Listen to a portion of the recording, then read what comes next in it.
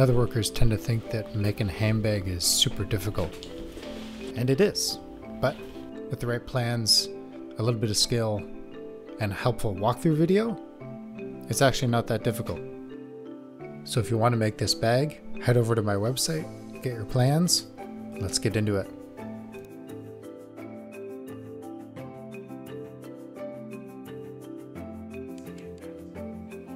So I'm using two different leathers for this project. The main body and the zipper panel is made out of this 3 to 4 ounce green Mexico leather. And the secondary leather is this 2 to 3 ounce gray Minerva Vachetta. The interior is going to be lined with this 1 to 2 ounce pigskin leather. For the hardware, I've got two 1.5 inch swivel lever snaps, two 1-inch D-rings. I'm also using a 1.5 inch double loop and a single loop, which is not shown there. I'm using a black collar stud to secure the zipper panel to the gusset. And finally, I have a 12-inch number 5 YKK zipper, and I will be replacing the pull tab with this open tab version so that I can add a leather pull. And the thread I'll be using for this project is this gray 0.45 millimeter linen thread. For the strap, I'll be using this 1.25 inch canvas webbing. So I'm going to be using my laser to cut out all of the pieces for this project. If you've been considering getting a laser and would like to know more about my setup, check out the video links above. If you're interested in getting a laser for your shop, check out the links in the description. If you don't have a laser, simply print out the plans full scale, glue them onto some nice heavy cardstock, trace it onto your leather, and cut it out by hand. So these are all the pieces I'm going to need to complete this bag.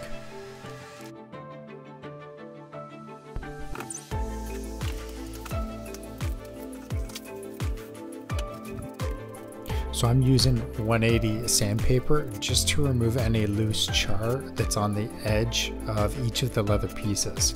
Sometimes this char can fall off while you're using it. It gets on your hands, you then rub it into the piece, and it can ruin a whole piece of leather. I also use these custom-made sanding drums. This is that same 180 grit sandpaper wrapped around the mandrel, and this makes quick work of that loose char.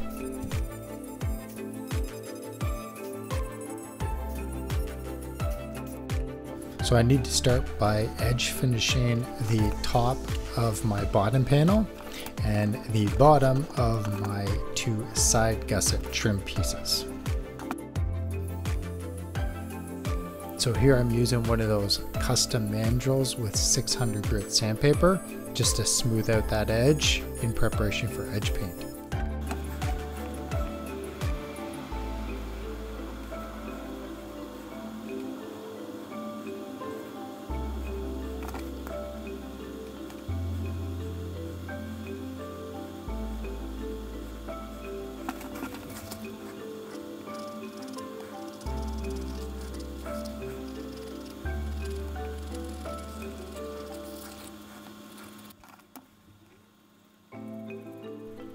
So after that first coat of edge paint, I just come through with some 220 sandpaper, lightly sand it down to get it smooth again, follow it up with another coat of edge paint until it's nice and smooth.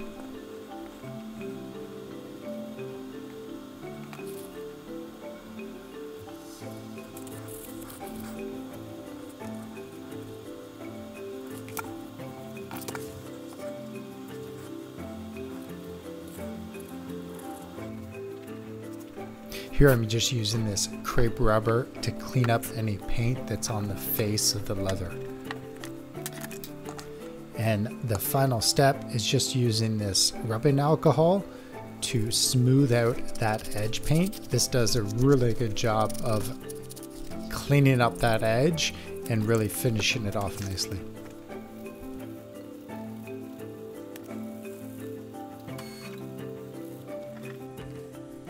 So moving on to the gusset trim pieces, I need to start by skiving down the top and both sides, as well as the sides and bottom of the actual gusset piece.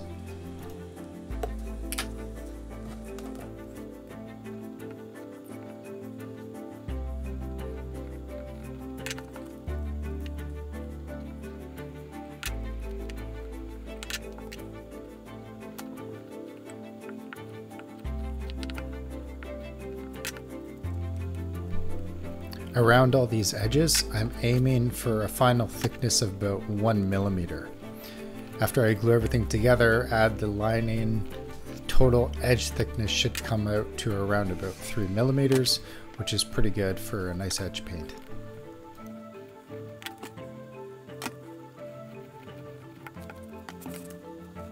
Using my paper template, I mark a line and then rough up the area where my gusset trim is going to get glued down.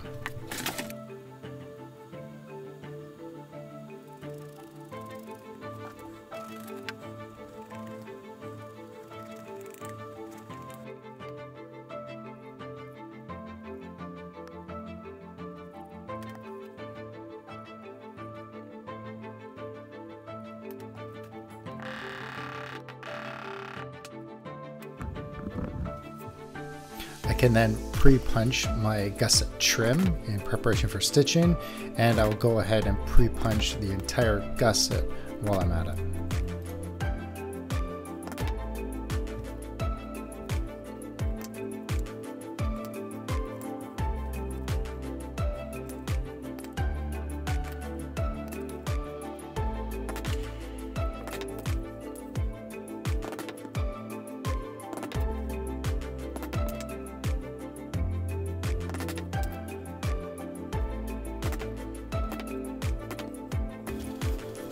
I then come through and pre-stitch the bottom of the gusset trim before I add my lining so that the inside doesn't see any stitching.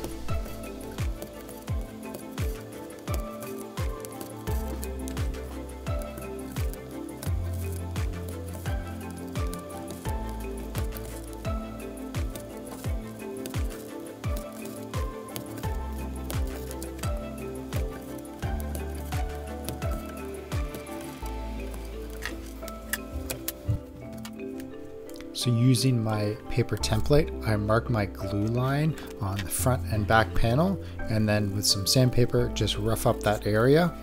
Once that's done, I'll come through and glue in my bottom panel to the front and back.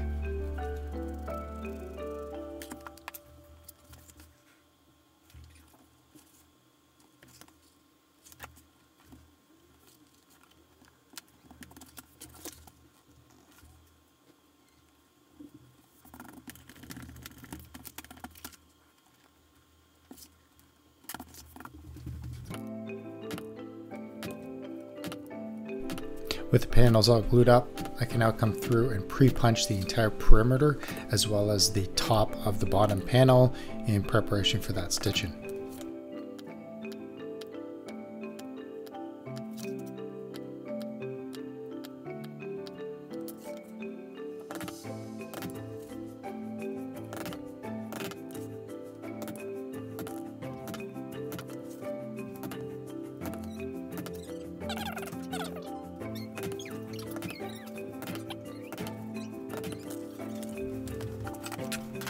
Where the bottom piece and the main panel overlap, I just skive that piece out to 0 so that the thickness is even all the way along the entire body panel.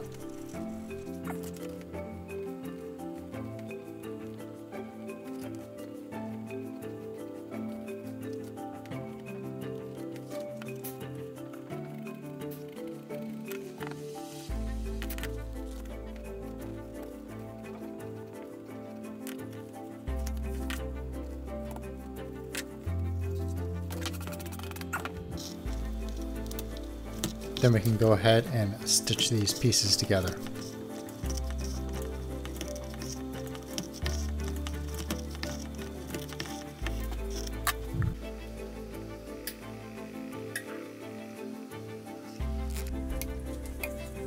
With all that done, it's now time to stamp my logo on the logo patch.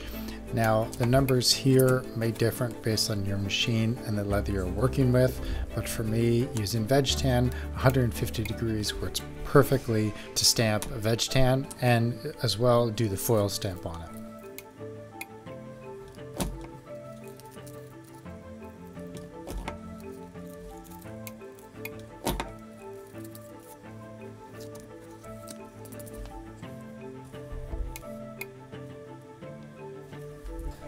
Using my logo patch template, I line up my logo in the center of it and then trace it around to get the perimeter. I then went ahead, pre-punched that patch and edge painted the bottom portion that's going to get stitched to the main panel. I did not finish the top because that'll get finished once everything's assembled.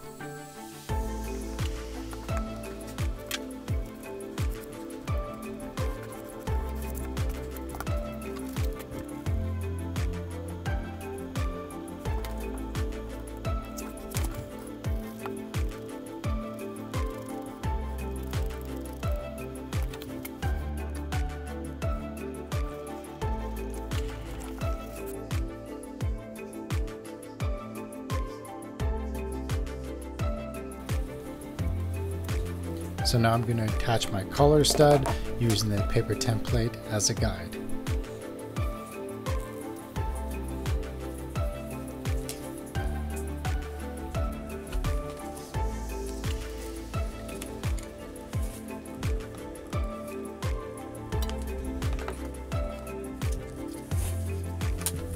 At this point, I've got my main panel done, stitched together, logo patch attached, and the gussets have the trim pieces and the hardware as needed.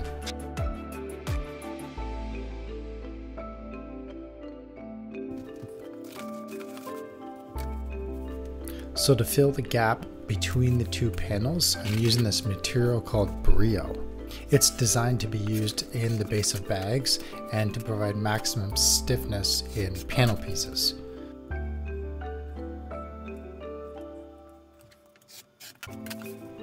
I measured the gap between these two panels just to make sure this reinforcement piece would fit perfectly.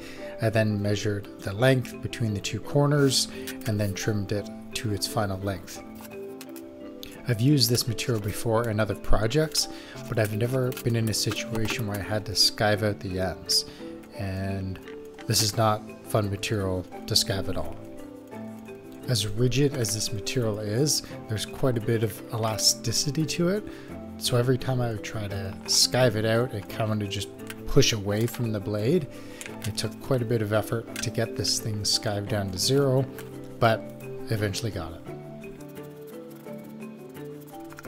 Once it was all skived down, I just added glue to the flat side of the reinforcement, to the bottom side of the bag, and then stuck it all together.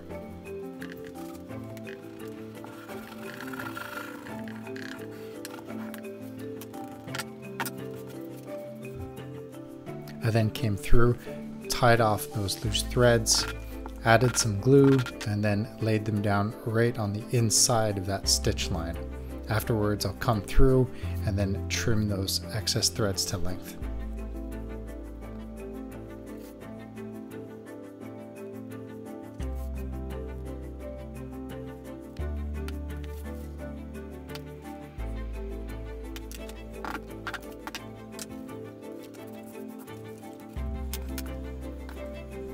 In order for the collar stud to not be seen on the inside of the bag, once we add our lining, I'm going to add this little leather patch. This patch I'm just skiving out to 0. Once it's glued on top, you won't feel or see any of the collar stud on the inside.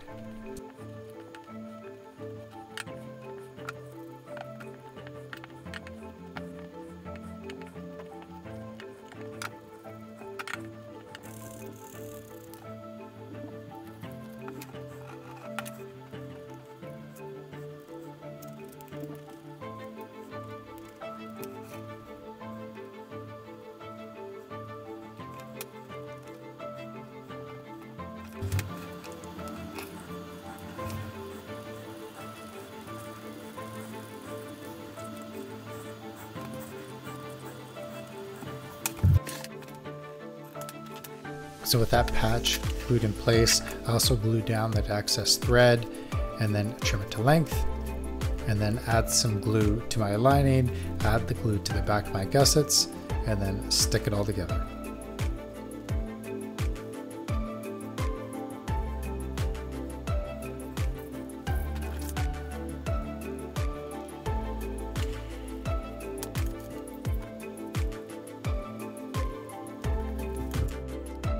With the lining in place, I can now punch all the way through along the perimeter of the gussets.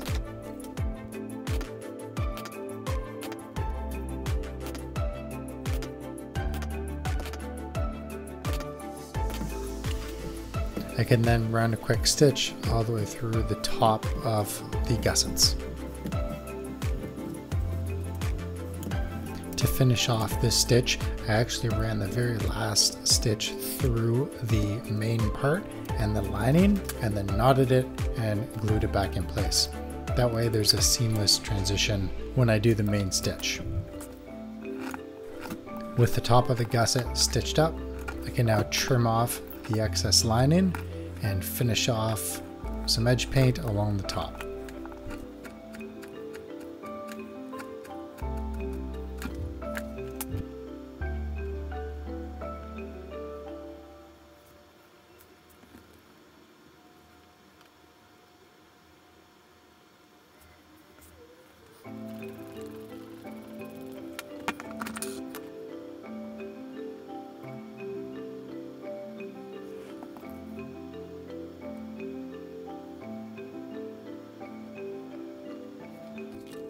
So when you're adding a lining to a bag like this, it's easy to actually glue the lining crooked. If you do this, then you'll actually see a crease on the inside of the bag, and that's not good. To avoid this crease, I add 5 millimeters around the entire perimeter of the bag. All these marks will help guide me when I'm gluing the leather in place to make sure the lining stays nice and straight.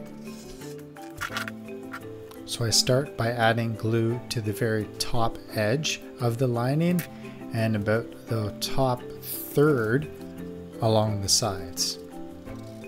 I find it easier to glue a lining in stages versus gluing the entire perimeter all at once. Sometimes once that lining goes in, it's pretty flimsy, so it gets a little tricky to manage. So doing it in these stages really helps keeps everything nice and clean and crisp. Once that top third is glued and set, I'll come through and glue the bottom curve, making sure that I actually fold the main body over to its final shape before I press that lining into place.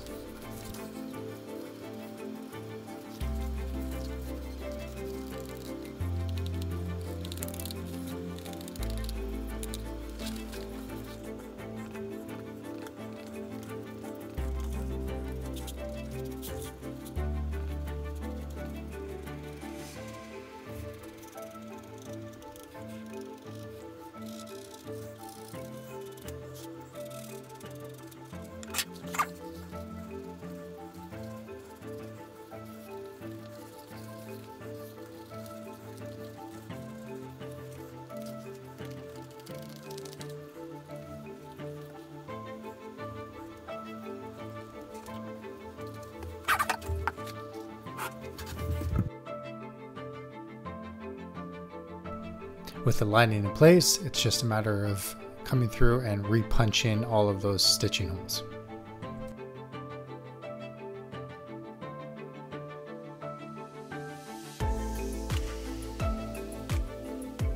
I also came through and trimmed off the excess lining.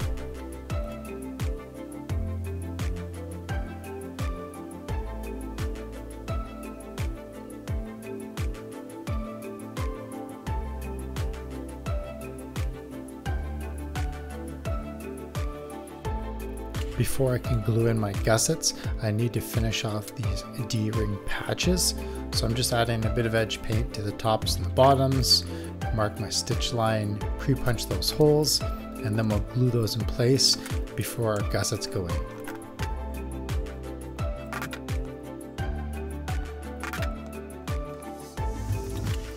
I also thinned out the wings of these D-ring patches right out to 0, removing as much of the bulk from there as I can so that it doesn't make the gusset glue line too thick.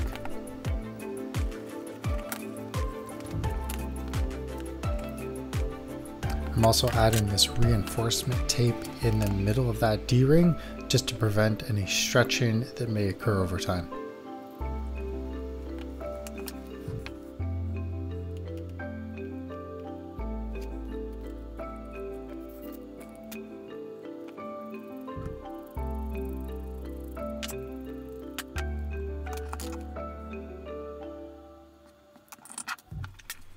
Where the D-ring patches connect, I need to pre-finish that corner because once those patches are glued in, it's going to be very difficult to edge paint that small little edge.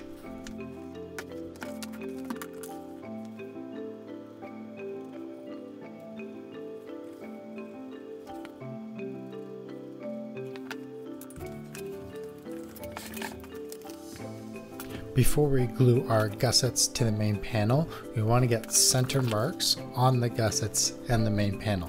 This will help keep everything lined up once the glue is in place and we're trying to get everything stuck properly.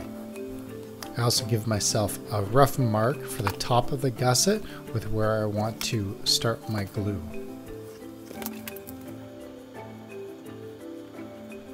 I'm also going to skive down the lining to about 1/2 mil.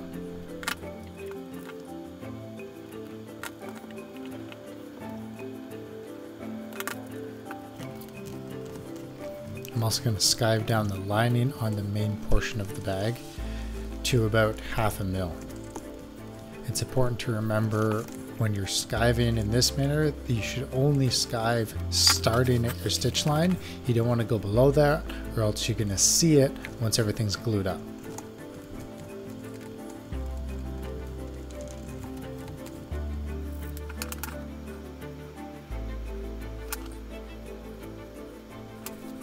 So with all that done, we can now finally glue in the D-ring patches right up to the top of the bag.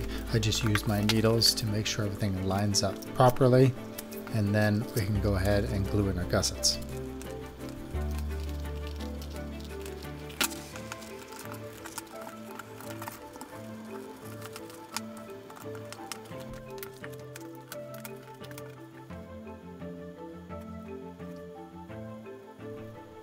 So start by gluing one gusset in at a time, starting from that center mark that we made earlier.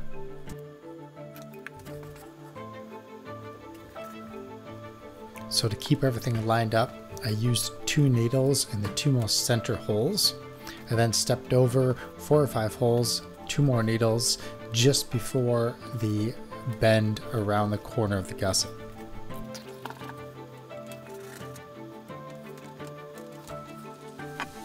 And then came up to the top of the gusset with the needle through the matching hole in the main body, stepped out a few more hole spacings just to make sure everything's staying lined up, and then I'm able to slowly start pressing everything together.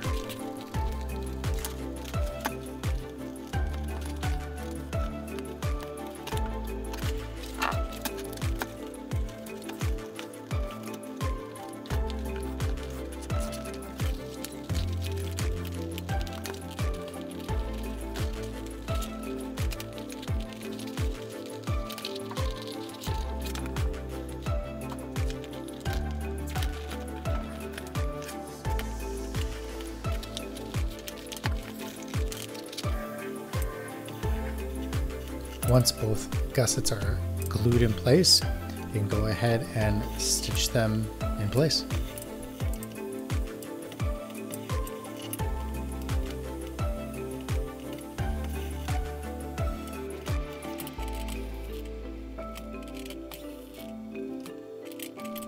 Once our gussets are all stitched up, it's just time to clean up that edge and get some paint on. So that wraps up part 1 of this video series. If you'd like to get these plans and build along with me, head over to the website, norfolkhandmade.com. And in part 2, we're going to tackle the zipper panel and the shoulder strap.